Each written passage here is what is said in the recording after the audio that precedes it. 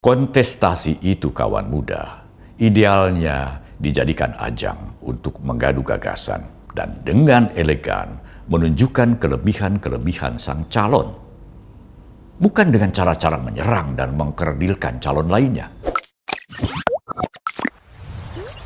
Kawan muda, dari 3 pasang calon presiden dan wakil presiden, hanya Prabowo Gibran yang benar-benar berkontestasi secara sehat dalam Pilpres kali ini. Kenapa dibilang begitu? Karena Prabowo Gibran tidak pernah menyerang Anies Muhaimin maupun Ganjar Mahfud. Prabowo Gibran hanya fokus menyampaikan gagasan atau ide-ide mereka jika terpilih.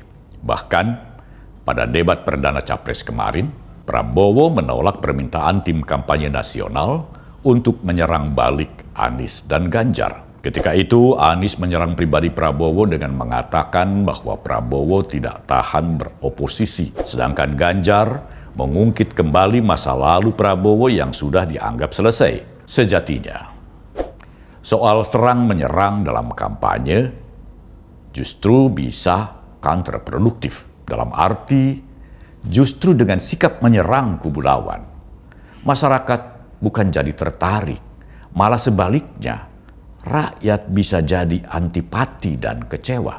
Kalau tidak percaya, silahkan dengar apa kata seorang pengamat politik yang sering warawiri jadi narasumber media. Kampanye yang selalu menyerang satu sama yang lain, entah itu siapa yang memulai, entah nggak kemakan IP, gitu entah ya, Gerindra, entah itu Prabowo, entah itu Ganjar, itu tidak memantik simpati publik yang cukup luar biasa. Jadi tensi di mana saling berangkulan, di mana ada upaya-upaya membangun narasi bahwa politik itu adalah persahabatan, menghilangkan friksi-friksi, itu yang sebenarnya disukai oleh publik selama ini.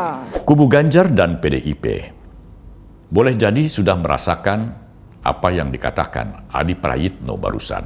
Strategi mereka menyerang Jokowi dan keluarga justru membuat mereka semakin ditinggalkan oleh masyarakat. Kawan muda masih ingatkan dengan 2 survei terakhir, yakni LSI dan Litbang Kompas.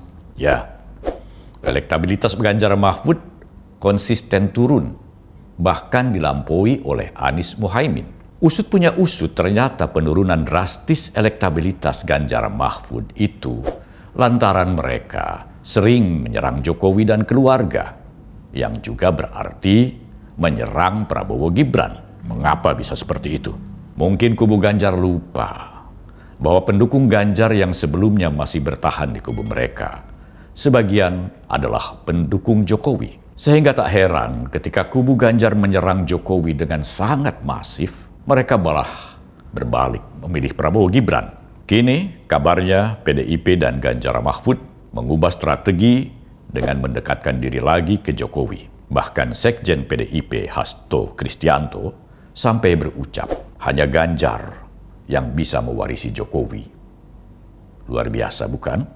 Kawan muda, kontestasi itu, kawan muda, idealnya dijadikan ajang untuk mengadu gagasan dan dengan elegan menunjukkan kelebihan-kelebihan sang calon.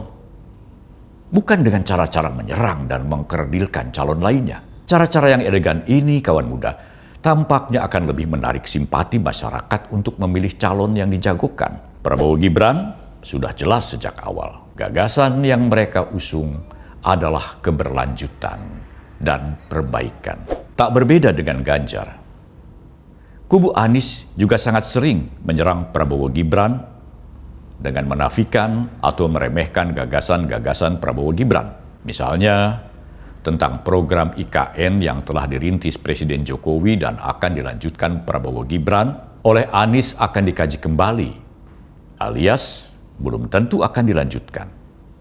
Sementara Muhaimin bilang bakal dilanjutkan. Yang paling anyar adalah kritikan Muhaimin tentang pembangunan jalan tol yang menurutnya tidak bermanfaat bagi rakyat kecil.